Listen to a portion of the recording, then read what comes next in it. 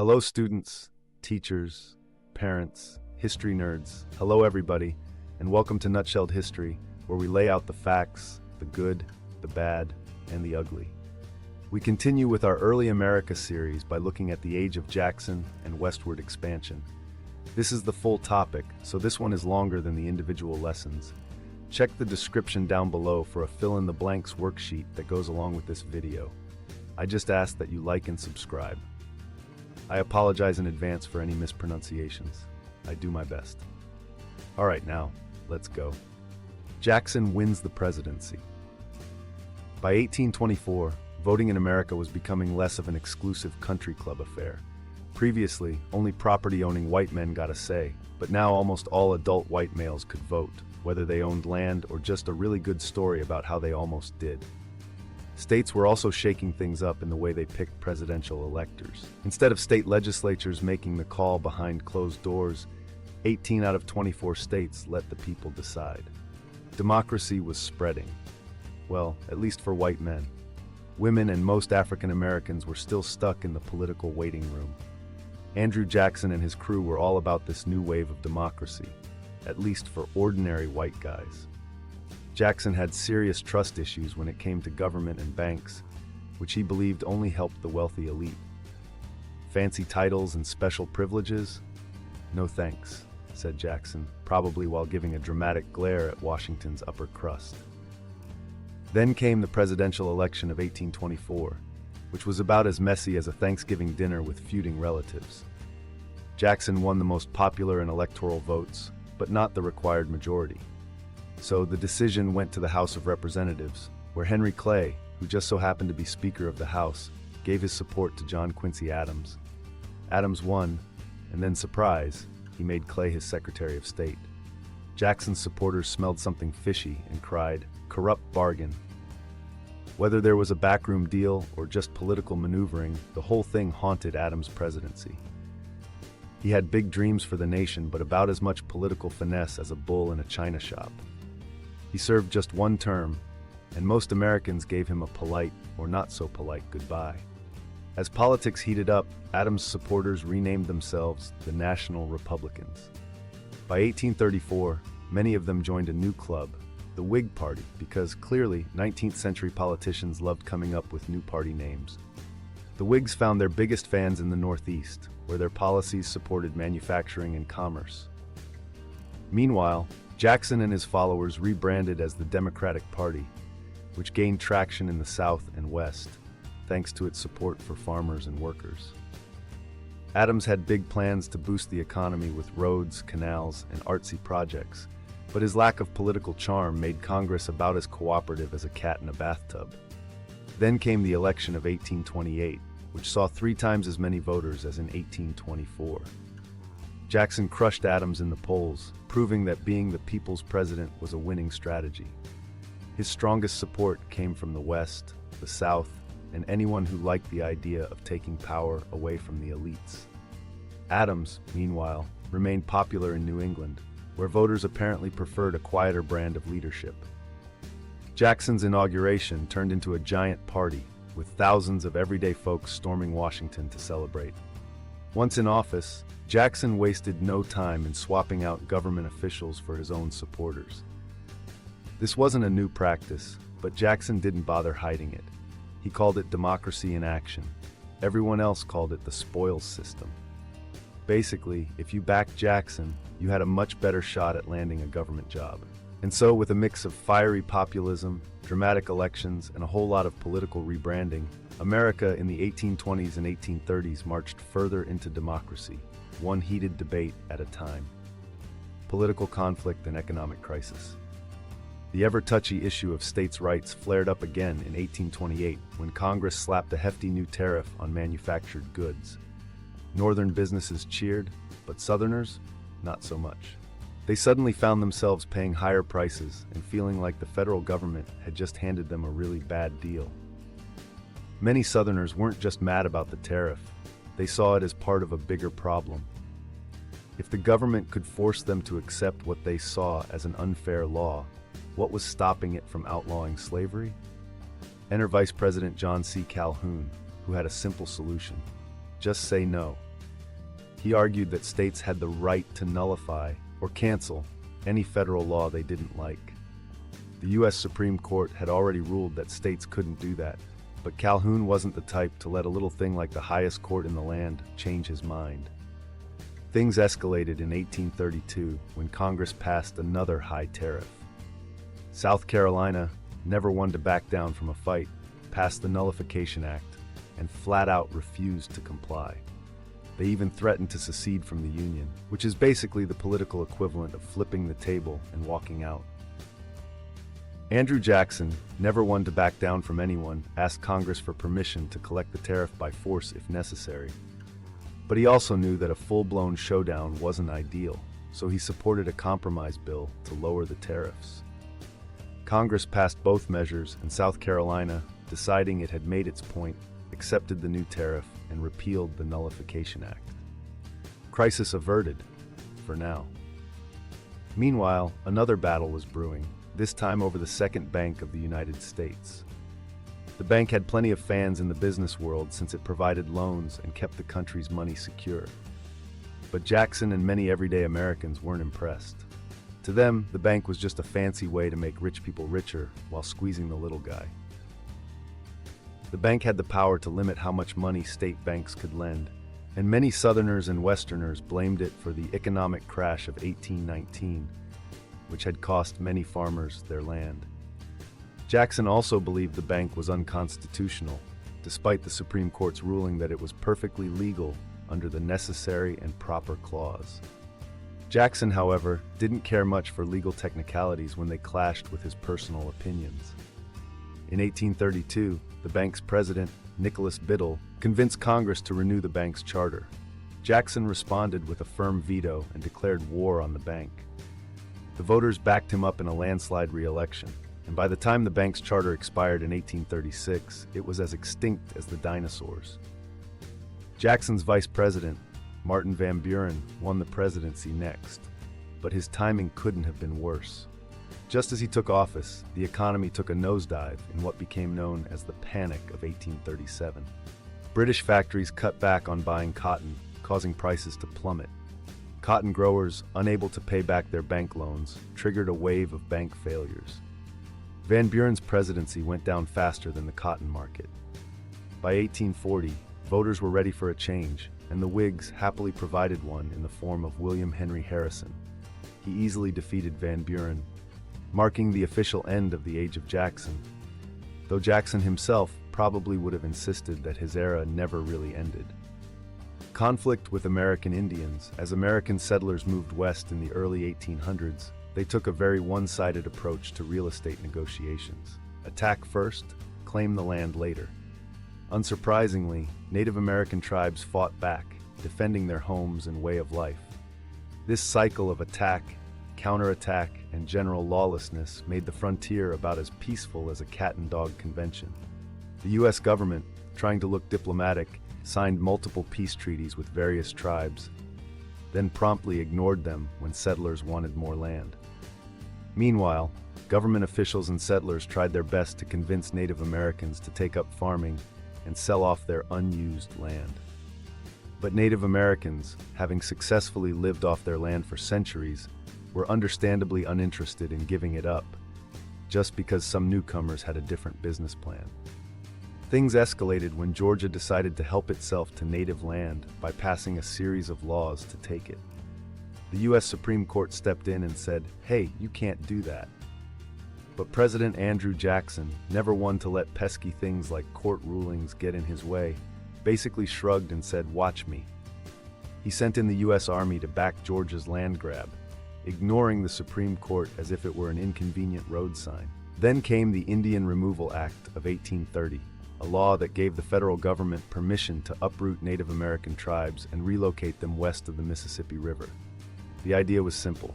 You give us your ancestral lands, and in return, we'll give you Kansas and Oklahoma. Not exactly an even trade. Faced with the threat of military force, most tribes reluctantly signed treaties agreeing to leave. What followed was one of the darkest chapters in American history. Thousands of Native Americans were forcibly removed from their homes, given little more than a forced handshake and a bad deal. Their long, brutal journey, often on foot, with inadequate food, clothing, and supplies, resulted in thousands of deaths. History remembers it as the Trail of Tears, and for good reason. So, while Jackson and his supporters framed this as a practical solution to a problem, for Native Americans, it was nothing short of a national tragedy. Westward movement. As the U.S. population boomed, land prices skyrocketed, and some Americans started feeling a little too cozy with their neighbors. With dreams of more space and fewer awkwardly close neighbors, they packed up and headed west. Thanks to the Northwest Ordinance and the Louisiana Purchase, there was suddenly a lot more land up for grabs, though nobody bothered asking the Native Americans how they felt about this. Settlers crossed the Appalachian Mountains, and before long, even the mighty Mississippi River couldn't stop their westward march. Rivers and lakes became the highways of the frontier, with migrants traveling by boat whenever possible, because, let's be honest, walking was overrated. Forts and settlements popped up along these waterways, acting as the 19th century version of roadside motels, except with more log cabins and fewer continental breakfasts. Luckily, Americans were getting pretty good at making travel slightly less miserable. Enter Robert Fulton and his steamboat, the Clermont, which showed people they didn't have to rely on paddles or good luck to get anywhere. Meanwhile, New York built the Erie Canal, connecting New York City to the Great Lakes and making shipping goods faster than ever. The National Road, stretching from Maryland to Virginia, was another big step forward, though in reality it was probably just a very bumpy step forward. With these transportation upgrades, people and products moved faster, the economy boomed, and the population spread out like butter on a hot biscuit. By the early 1800s, the U.S. population was shifting westward at breakneck speed. Life on the frontier was no picnic. It was all hard work, unpredictable weather, and the constant threat of running out of coffee. But it also changed traditional gender roles, as both men and women had to adapt to the realities of survival. Through grit, determination, and sheer stubbornness, these pioneers didn't just change their own lives, they reshaped the entire country. Settling Oregon country. The first Western pioneers weren't just thrill seekers looking for adventure, they were shoppers, on the hunt for new goods to trade. In their quest for the hottest frontier fashion, think beaver fur hats and sea otter pelts, they unknowingly blazed trails that future settlers would follow. For a while, the fur trade was all the rage. Beavers were basically the stock market of the early 1800s, until, like most trends, the bubble burst. By the 1830s, beaver hats were so last season, and many mountain men traded in their rugged mountain lives for something a little more predictable, like farming, shopkeeping, or even banking, because nothing says wild frontier like balancing a checkbook. Others stuck around as guides, leading wagon trains full of starry-eyed settlers westward in the 1840s. Speaking of settlers, nothing spread faster than Oregon fever, a condition that made people drop everything to chase rumors of free land, perfect weather, and just the right amount of rain. Starting in 1843, thousands of hopeful pioneers packed their bags, hitched their wagons, and set out on the Oregon Trail, a 2,000-mile endurance test from Missouri to Oregon. Timing was everything. Travelers had 5 months to make the journey. Any slower, and they risked spending the winter in the Rockies, which, historically speaking, was not great for survival rates. To stay safe, pioneers traveled in wagon trains, which provided both protection and much-needed company for those long, dusty days. Despite the wagons, most travelers didn't ride. They walked, often for 15 grueling hours a day. At night, they'd arrange the wagons in a circle, partly to keep cattle from wandering off, and partly because it looked cool. Okay, mostly for the cattle. The journey was no luxury cruise. It was exhausting, dangerous, and full of surprises, none of them good.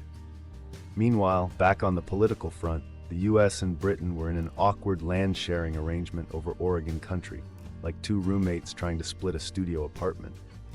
By 1846, they decided enough was enough and officially divided the land, allowing Congress to organize the Oregon Territory. And just like that, the West was open for business, wagon trains, hardships, and all. New Spain and independence for Texas. The Spanish arrived in Mexico in the 1500s, then kept the moving trucks rolling into New Mexico and California around 1600. By 1607, they had set up shop in Santa Fe, establishing a city and trading post. Over in California, they built missions, self-sufficient religious settlements that doubled as conversion factories for the local American Indians. Spanish missionaries worked hard to spread Catholicism, but conversion often meant forcing Native Americans to live and work on missions under less than ideal conditions. Unfortunately, thousands died from overwork and disease. Eventually, Spain decided to take the missions out of church control and handed the land over to Mexican settlers, because nothing says, "We're done here," like giving someone else the responsibility. In 1821, Mexico finally told Spain, "It's not me, it's you," and declared independence. The newly minted Mexico included California, New Mexico, and Texas, and under its rule, cattle ranching in California boomed, while trade with the U.S. took off. That same year, Captain William Becknell loaded up a wagon train with goods and made the trek from Missouri to Santa Fe, kicking off what would become the Santa Fe Trail, a busy trade route where people could exchange goods, stories, and probably a fair amount of bad road trip advice. Meanwhile, back in Texas, Spain had granted American settler Moses Austin some land to start a colony. When he passed away, his son, Stephen Austin, took over and led 300 settlers to the region. Then Mexico won its independence and took control of Texas, leading to some serious tension. Mexico had outlawed slavery, but the settlers brought their slaves anyway, giving off major rules don't apply to me energy. In 1833, General Antonio López de Santa Anna took power, threw out Mexico's democratic constitution, and declared himself dictator. Texans, including Tejanos of Mexican descent, were not fans of this, so in 1835, they kicked things off with a battle at Gonzales. The Texas Revolution was on. The most famous showdown happened in 1836 at the Alamo, where a small group of Texans held out for days before being defeated by Santa Anna's forces. Instead of crushing Texan spirits, the loss only made them angrier. A few weeks later, at the Battle of San Jacinto, the Texans turned the tables, captured Santa Anna, and forced him to surrender faster than he could say, "Wait, what just happened?" And just like that, the Republic of Texas was born. Sam Houston became president of this brand new country, and Texans immediately started giving the U.S. flirty looks, hoping to get annexed into the Union. But because Texas wanted to come in as a slave state, the debate turned into a political hot potato. Still, the Republic grew as immigrants poured in from the U.S. and beyond. Finally, in 1845, the United States made it official and annexed Texas because, let's be real, Texas had been standing outside America's metaphorical window with a boombox playing "Take Me Home, Country Roads" for almost a decade. Manifest destiny in California and the Southwest. By the 1800s, Americans were feeling a little cramped and started eyeing the West like it was the last slice of pie at a family dinner. Thomas Jefferson had already doubled the country's size with the Louisiana Purchase, but just 40 years later, Americans were ready for even more land. In 1845, a newspaper editor came up with the term manifest destiny, which basically meant we were meant to have all this land, obviously. One of the biggest land debates centered around Texas. It wanted to join the U.S. as a slave state, but that would mess up the delicate balance of free and slave states. Enter President James K. Polk, who pulled off a classic political move. He made a deal with Britain to annex Oregon as a free territory, evening things out. In 1845, Texas officially became part of the U.S., and Oregon followed soon after. But there was a slight problem. Mexico still considered Texas theirs. To make things even messier, no one could agree where Texas actually ended. The U.S. said the border was the Rio Grande, while Mexico insisted it was the Nueces River, miles north. In classic fine, let's settle this with a fight fashion, war broke out when General Zachary Taylor and his troops crossed into the disputed area. Mexico wasn't thrilled about the invasion, so they fought back. Unfortunately for them, the U.S. won battle after battle, and General Winfield Scott eventually marched right into Mexico City. With their capital occupied, Mexico agreed to call it quits. In 1848, the two nations signed the Treaty of Guadalupe Hidalgo, in which Mexico recognized Texas as part of the U.S. and handed over what is now California, Nevada, Utah, most of Arizona and New Mexico, and parts of Wyoming and Colorado. In return, the U.S. gave Mexico $15 million because nothing says sorry for taking half your country like a fat check. With all this new land, Americans wasted no time moving in. The Mormons, seeking religious freedom, settled in Utah and founded Salt Lake City. Meanwhile, in California, something shiny caught everyone's attention: gold. In 1848, gold was discovered at Sutter's Mill near Sacramento. And by 1849, over 80,000 people had packed up their things and rushed to California, hoping to strike it rich. These eager prospectors became known as the 49ers, and they weren't just coming from the US. People from Europe, Asia, Australia, and South America all wanted a piece of the action. California's gold rush turned the region into an economic and cultural melting pot, but it wasn't all glitter and prosperity. The massive influx of settlers meant land was taken from Mexican Americans and American Indians who had lived there long before gold fever hit. In the end, Manifest Destiny had been fulfilled. America had stretched from sea to shining sea. But as history has proven time and again, expansion always comes at a cost. Okay, let's recap. In the early 19th century, American politics, economy, and expansion underwent dramatic shifts. Andrew Jackson capitalized on a growing democratic movement among white men, winning the presidency in 1828 after the controversial corrupt bargain of 1824. His tenure saw fierce battles over tariffs, states' rights, and the Second Bank of the United States, culminating in the nullification crisis and his war on the bank. Meanwhile, his Indian Removal Act forced thousands of Native Americans on the Trail of Tears. Westward expansion accelerated with the Oregon Trail and Texas's fight for independence, leading to its annexation in 1845. The belief in manifest destiny fueled the Mexican-American War, which ended with the U.S. acquiring vast southwestern lands in 1848. The California gold rush then drew thousands westward, reshaping America's economy and demographics. Though these changes promoted democracy and growth, they also deepened sectional divides and displaced countless Native and Mexican Americans. There you have it, folks. That is the Age of Jackson and westward expansion nutshelled. Thanks for stopping by Nutshelled History. Let us fulfill our manifest destiny by smashing those like and subscribe buttons so I can expand my nutshelled empire. Give me a name for the empire in the comments down below. See y'all next time on Nutshelled History.